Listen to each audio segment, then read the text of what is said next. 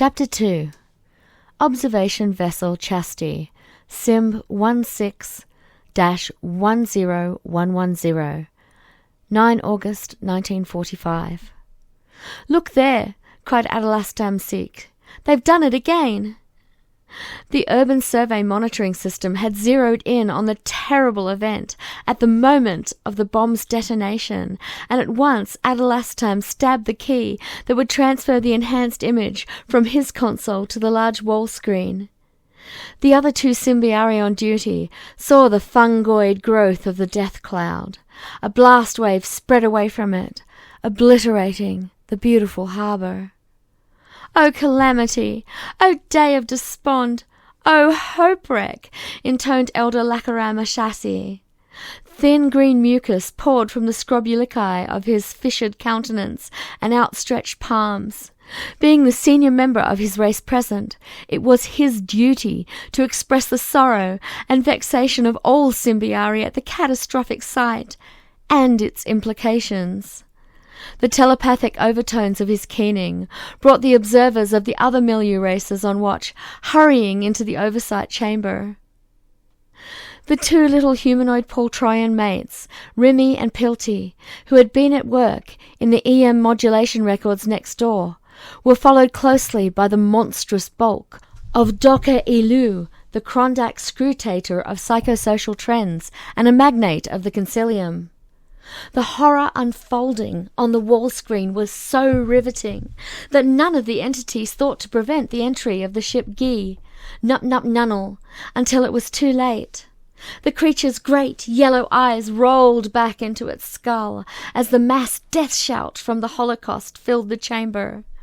Nup Nup Nunnel uttered a wail in a piercing progression of minor sixths, lost consciousness from the shock, and proceeded to collapse. Dr. Elu caught it with his psychokinesis and lowered it gently to the deck, where it lay in a dishevelled heap of silky philo-plumage, gangling limbs, and pallid genitalia. Aware that their supersensitive colleague's mind had withdrawn safely into the consolation of the unity, the others paid no more attention to it. Elder Laracham, still dripping in ritual mourning, let dismay sharpen into indignation. One atomic bombing was dire enough, but to devastate 2 cities! And with peace feelers already set forth by the wretched islanders. "Barbaric beyond belief," agreed Cherish Ala Malasotam, but she held her green, as did her spouse Adelastam. But it was just about what one might expect of humanity, given the escalation of atrocities among all participants in this war.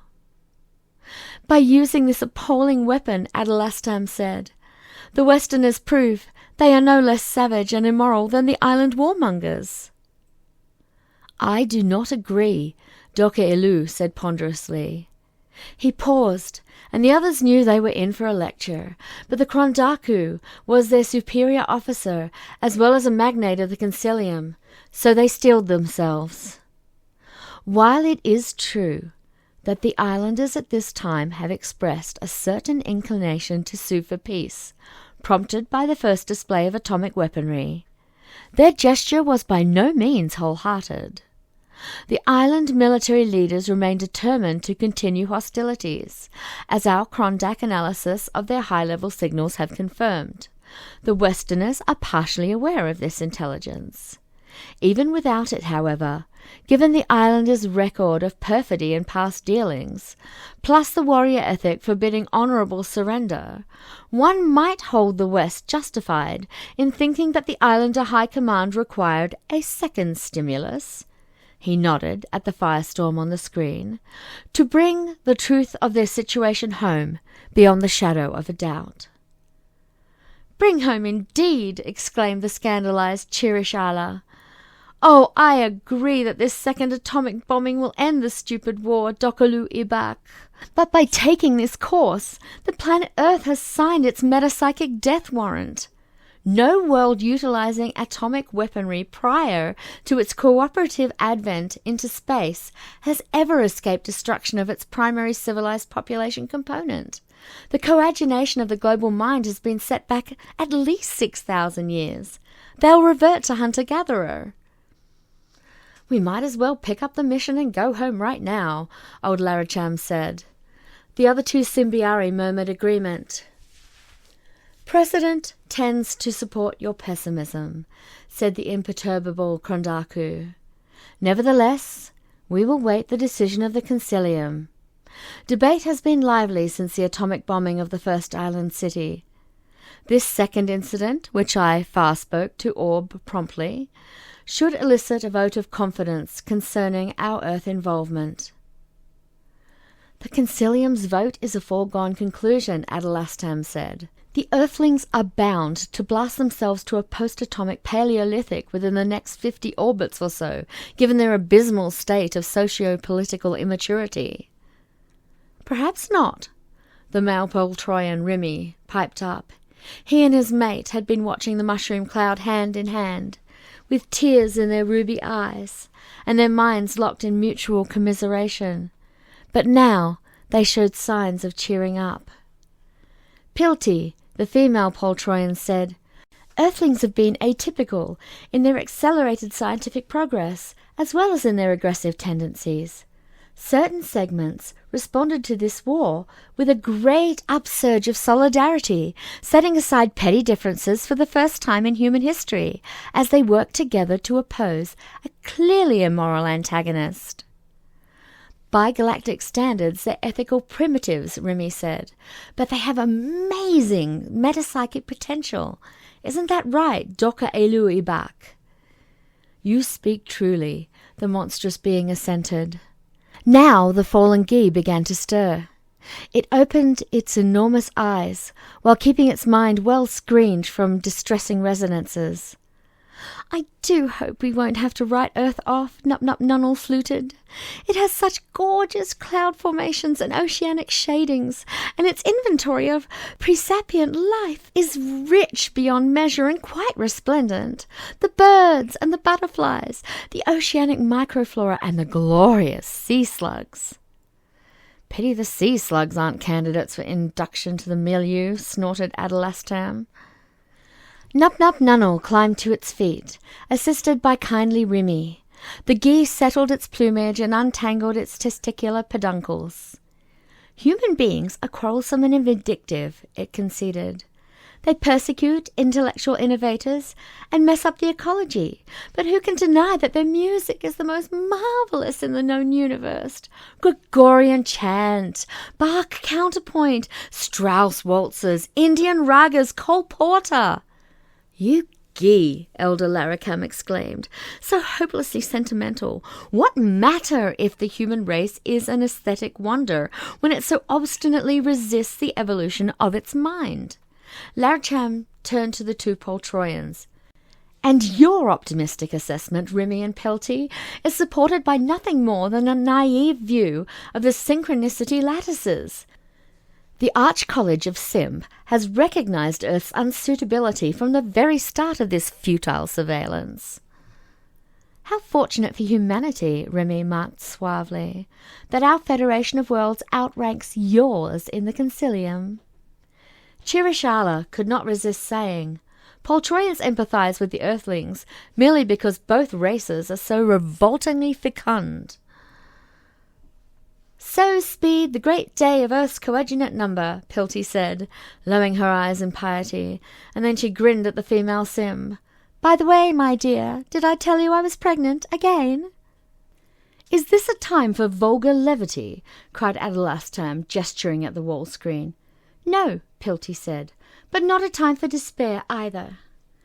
Rimi said, the amalgam of Poltroy has confidence that the human race will pull back from the brink of mind destruction. In friendship.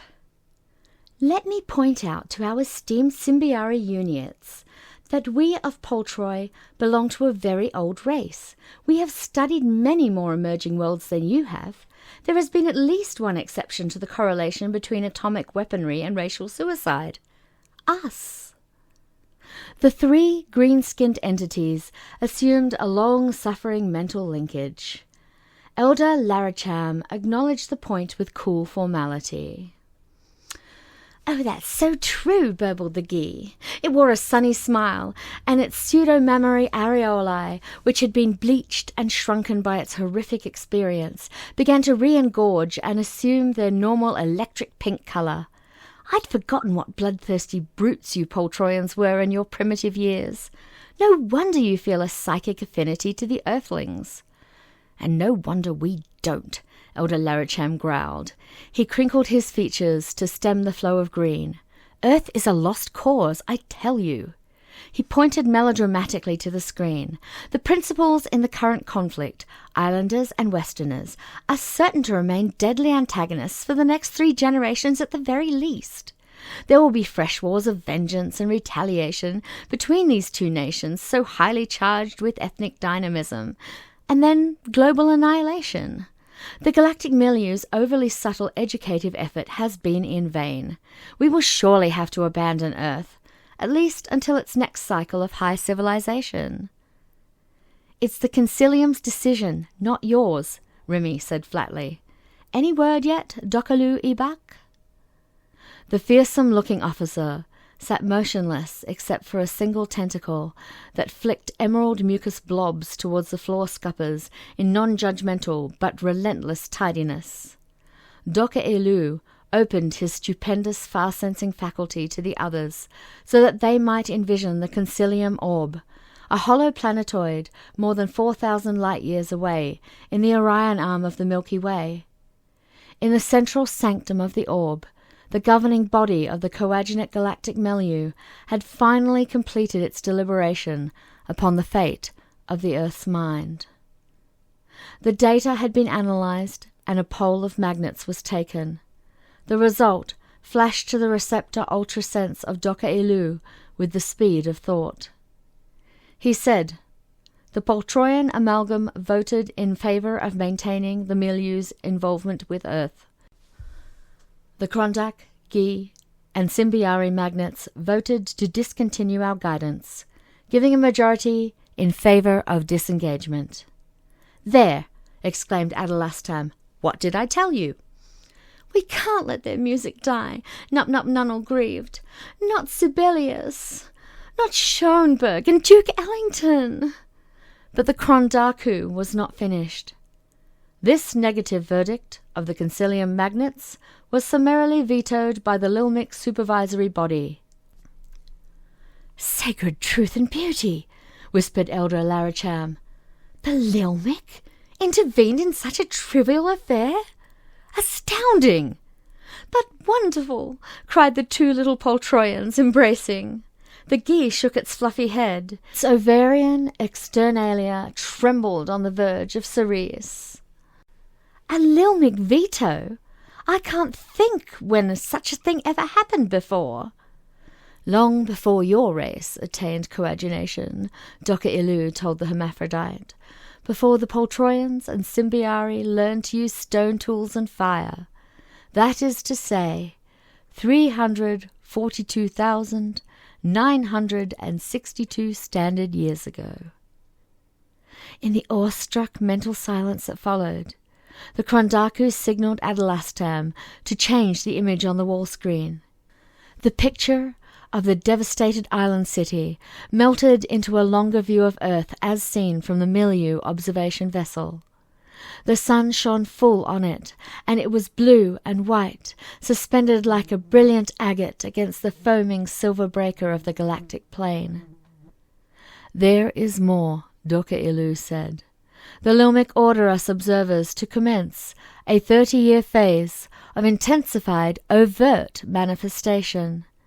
The people of Earth are to be familiarized with the concept of interstellar society as a preliminary to possible intervention."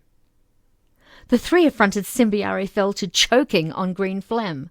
The Poltroyan couple clapped their hands and trilled. Nup-Nup-Nunnel controlled itself heroically, quieting its reproductive organs to the magenta state, and uttered a luxurious sigh. "I'm so glad.